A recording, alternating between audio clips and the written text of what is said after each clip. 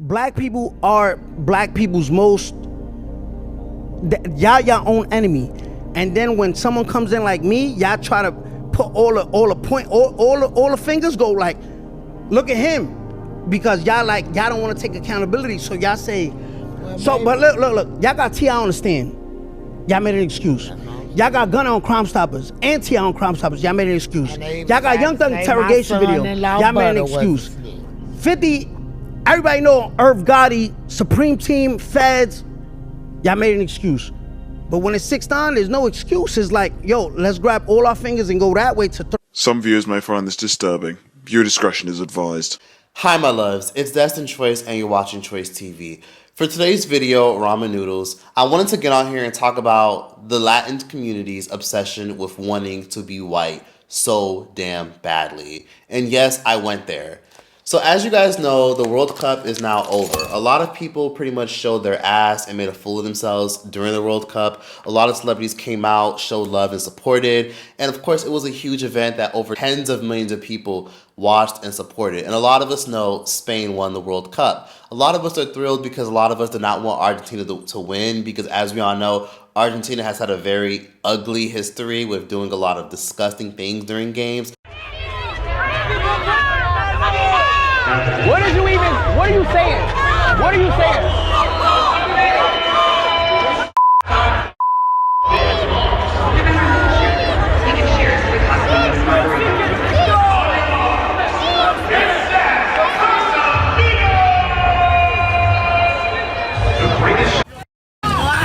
Yo, don't pull the race card. Only a day, right here. Yep. New York, baby.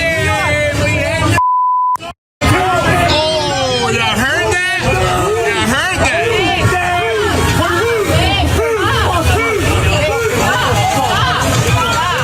And one more time for the camera. One more time. What you say? Man, saying the N-word out here is wild. Yeah, people are just really happy that Argentina lost.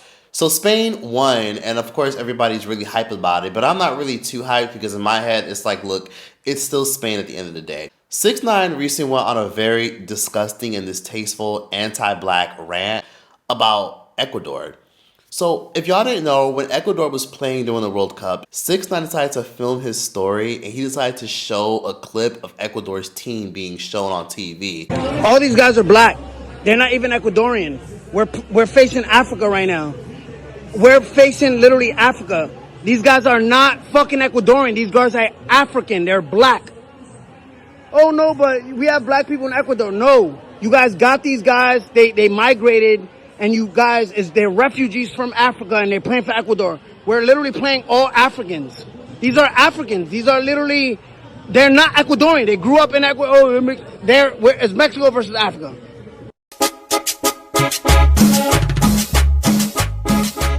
6IX9INE, just like many other celebrities, are always betting on a lot of these football matches and a lot of these athletic events. What's interesting is people don't even realize it, but Drake is one of the biggest gamblers in the athletic world. You guys wonder why you always see Drake front row, front center, a lot of these WNBA events, at these football events, basketball events. A lot of the times, these entertainers are gambling it. Drake bet $1 million on you tonight. How does it feel to have evaded the Drake curse? So I need half of that. And 6IX9INE is one of those people. We fucking lost money on Germany. Germany losing to Paraguay, being the 1 seed in their group. Yes, that was crazy. With Ecuador, Ivory Coast, and Curacao. I didn't see it coming. I mean, it pissed me the fuck off. So Drake famously betted over $1 million that Argentina was going to win and beat Spain, and he famously lost over $1 million. So 6IX9INE famously betted on a lot of these events and a lot of these games, and he was very upset because you can obviously tell in a lot of these FIFA games that a lot of these people who play in these games, who represent certain countries, sometimes aren't representatives of these countries. So oftentimes many countries, yes, will try to recruit a lot of foreigners to literally play for their team. Most famously, Morocco. Morocco has been famous and notorious for doing this for years. Morocco has been known to recruit many ball players from the Netherlands, Belgium, France, Spain, and Canada, and have recruited them to play for Morocco. A lot of those people you see playing for Morocco aren't even really Moroccan by nationality. They literally are Moroccan by nationality because last minute Morocco decided to naturalize them because they had a grandparent or a parent that was of Moroccan descent. Hence, they were able to qualify for dual citizenship. There's a lot of things like that that a lot of countries would do, where they'll strategize and they'll use the diaspora to their advantage. Unfortunately, this is a very common thing. A lot of the world doesn't really respect minorities. They don't really respect a lot of black people in general in their own countries until it's time for music or it's time for athleticism.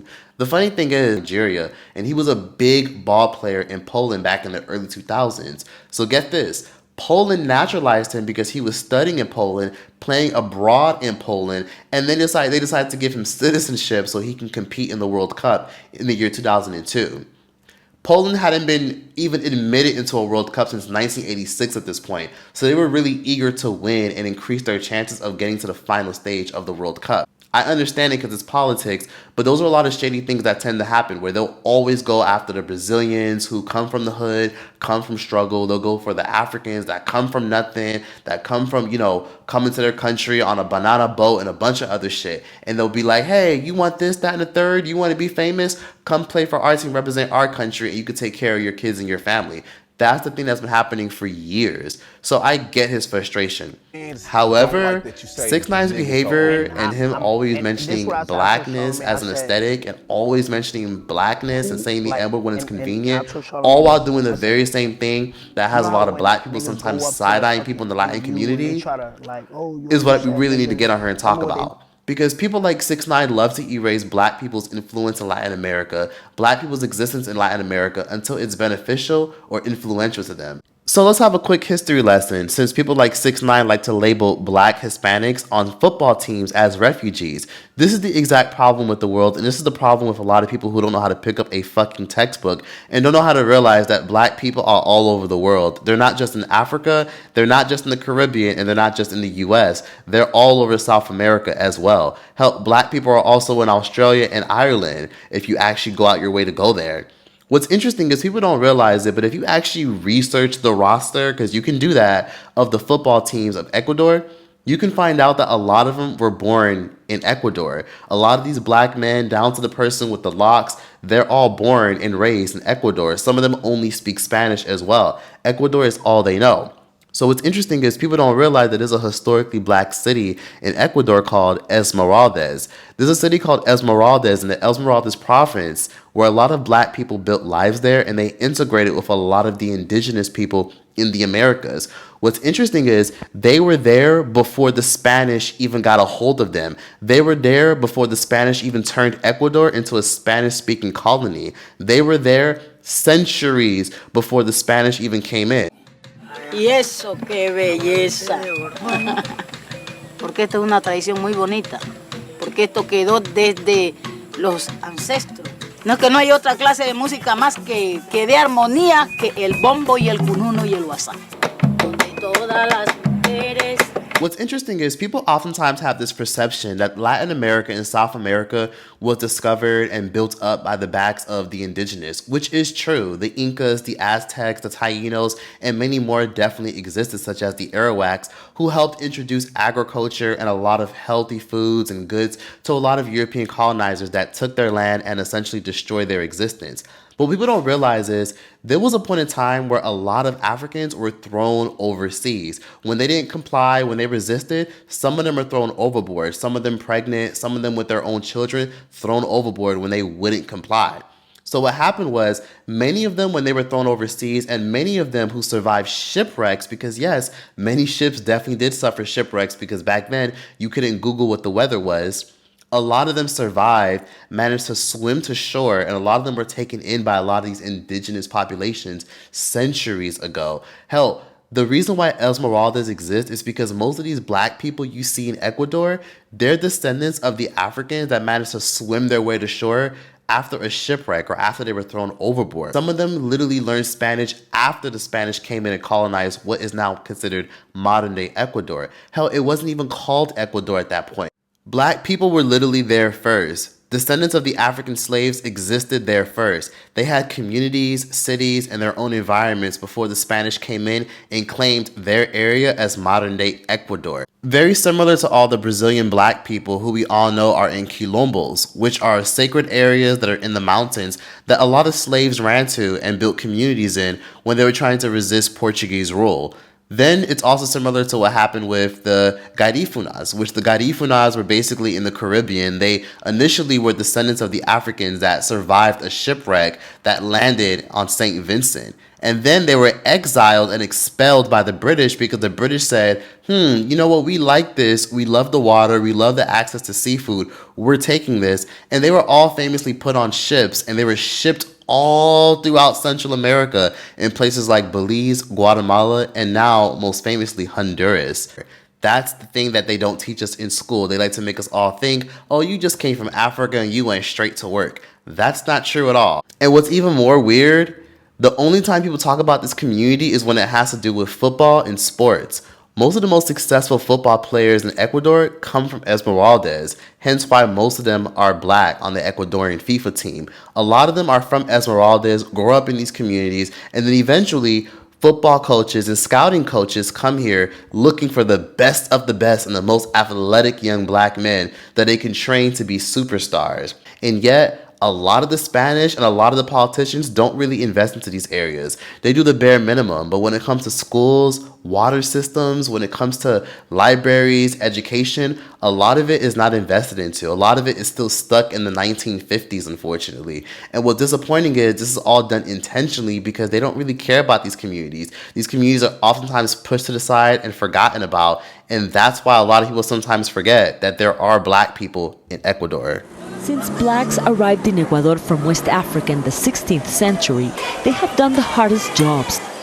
A government study in 2003 said that over 92% of blacks do not have access to basic services. Ingrid Orejuela says racist slurs against Afro-Ecuadorians are common. When you walk around, you hear, "There goes the thief, the drug addict." Not all blacks are bad. We are decent, working people. Afro-Ecuadorians make up 1/10 of the population, and in this impoverished nation, they are among the poorest. Well, Afro-Ecuadorians feel that Ecuador is a very racist country, and they feel that they don't have enough opportunities for development. It is a coastal town that has been cut off from the main economic center, so people are forced to have their own small businesses, and many live on less than $2 a day. Fishing is the main source of income for men, and women have small businesses in markets. The lack of investment is evident. Most of the local roads are unpaved, and when it rains, the area becomes a sea of mud. Yes, racism exists here at the national level in cities like Quito and Guayaquil. It's in the way you're addressed and the lack of employment opportunities. In its most common form, it's a veiled racism, one of arrogance and condescension. Black people in Ecuador are a minority, but ahead of Sunday's general elections, many here are seeking more than promises by politicians. They are demanding a better way of life and respect. So fun fact, I grew up in Miami, Florida, where it is very diverse and there are a lot of Caribbeans and black people there. However, there are a lot of Europeans and there are a lot of Spanish speakers and Hispanic people there.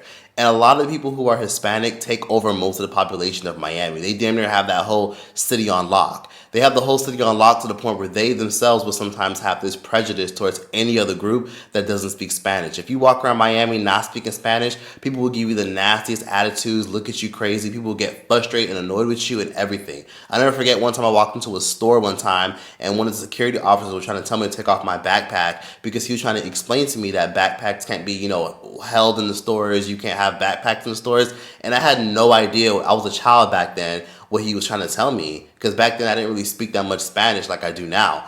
And he was like really rude and was like, like literally was having an attitude because I didn't understand what the fuck he was speaking, even though he's in my fucking country that I was born and raised in.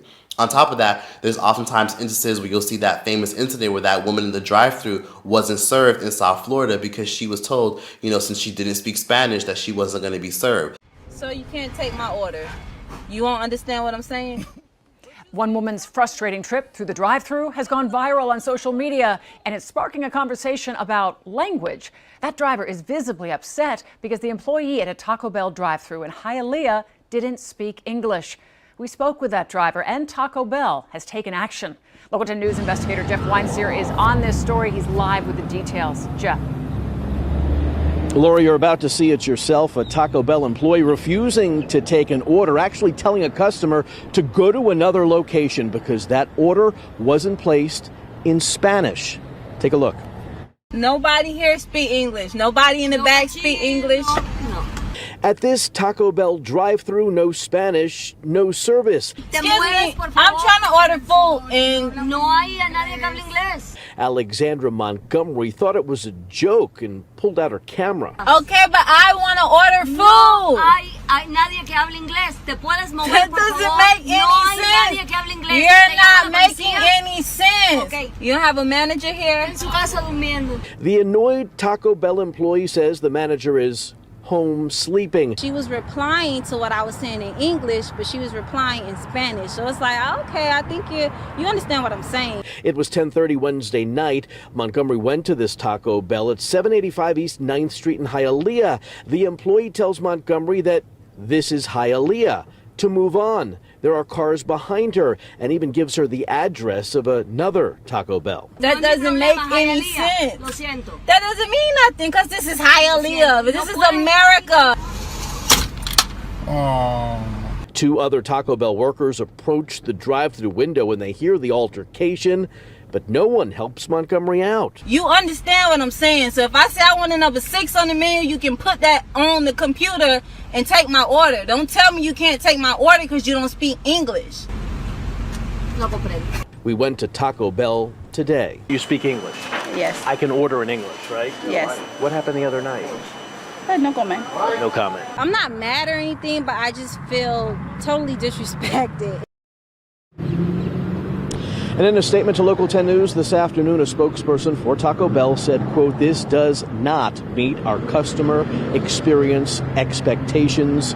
We have worked quickly to resolve with the customer to ensure this doesn't happen again." There's times when you'll walk into diners sometimes and you'll even apply for a job, and because you don't speak Spanish, a lot of times they won't even fucking hire you, which kind of sucks because none of the workers even speak English or can communicate with you, but they'll hire everybody that speaks Spanish and a bunch of other shit. Like, it's just a lot of things that come with a lot of anti-blackness, where sometimes they'll build communities in the hood, build restaurants and grocery stores in the hood, and then they'll never employ anybody in the hood. They'll follow people around stores in the hood, give people stank looks in the hood, and think they are more superior just because they are living in the hood, but they're the closest thing to white, and they think proximity to, you know, the hood and just being around and existing is what makes them superior and living in general. It's just a bunch of shit that comes with it. So 6ix9ine is someone that loves to walk around saying the N-word and saying nigga and saying shit like this. Don't like that you say nigga so openly. And this is what I said. I told Charlamagne, I said, who, like, and I told Charlamagne this. I said, you know how when niggas go up to the fucking interview and they try to, like, oh, yo, you said nigga. Remember what they did to Post Malone and all that shit? I told Charlamagne to his face, I said, who gonna stop me? I'm gonna keep being me. Born in Brooklyn. And that get me even mad why I'm saying I gotta where I'm from. Who gonna stop me? That's what asked me. Who gonna stop me being me? Yeah. If you was black for one day, what would you do? I'd rob all y'all niggas. Hey, I ain't gonna lie. You can probably rob them, because I'll be robbing them with you. I'll be with you. Now, hold on, Don. He think he's black and make him athletic. Yeah, I hate when black niggas like that nigga think just because he's black, he athletic. You not speed, nigga. All right, ready? All right, ready? Yo, oh my God. Yo, you know why I always want to be black, right? What? Look, come look at this. Look at this. This guy's with me 24/7. He doesn't go to the gym. All right, so look, if he just, look, see? Wow. All right, yeah. Imagine if you hit the gym. Yeah, imagine if I did. I never will. This Mexican man who is from America, who grew up in New York City, so that's his reason for wanting to say the N-word, and his proximity to blackness justifies why he feels that way. And this man who also is partly Puerto Rican on his biological father's side, says all this stuff, loves being around black people, has so much knowledge about the aesthetic of blackness, but doesn't understand that black people in Latin America exist. I'm gonna be real with y'all. I've traveled to a lot of countries. I've been to 20 countries, and a lot of them have been in Latin America. And I will tell you right now, going to places like Latin America and going to other places like Europe, they love black Americans. Like, some of y'all be so worried and be so nervous that they're going to look at, no, they love black Americans, okay? There's a difference between how you're treated versus how an African migrant is treated when he's in Egypt. There's a difference between a black person in America or someone who's American, period, treated compared to like an Asian person that's from Asia. Like, you are treated so differently and viewed so differently. If I walk around Ecuador, automatically people would embrace me and be super kind to me because of my passport and because of my accent. People would be super kind and super gracious towards me when I walk around places like Brazil, which is very known to be very classist and have a lot of prejudice against a lot of people of color who are darker skinned, because they associate darker skin sometimes as low poverty, low income, low education, and a bunch more shit. So when I walk around with my passport and my accent, people like 6ix9ine embrace me and want to know more about me. Hence his obsession with all his black homies who he loves hanging around, who he loves dropping the N-word around.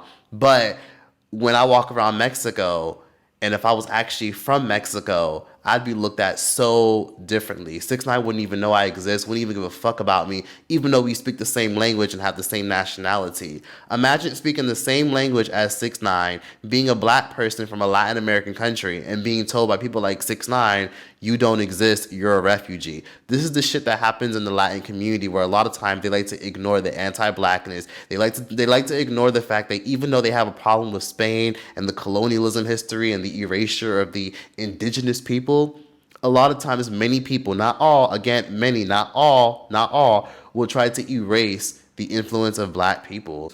But yet, he doesn't even know the history of black Ecuadorians. He wants to sit up here and call these fucking Africans and these black people refugees as if they just got thrown there years ago. Let me tell you something, bitch. These Africans have actually been in Ecuador. These Afro-Ecuadorians, to be exact, have been in Ecuador before Ecuador was even a thing. Before Ecuador was even established. Ecuador wasn't even called Ecuador back then. Back then it was called Quito, literally where a lot of indigenous people settled and where the Incas literally conquered and took over shit. You know what I mean? Like, a lot of these Latin countries, these are fucking new names. Like, they weren't even called their initial names. A lot of these names that these countries in Latin America have are brand new and were given to people as like, even the term Latin, like that term is literally rooted in colonialism. Even the term Caribbean, and this is the reason why his music career probably hasn't elevated past where it once was after the pandemic. So this is what I gotta say on that. 6ix9ine ain't.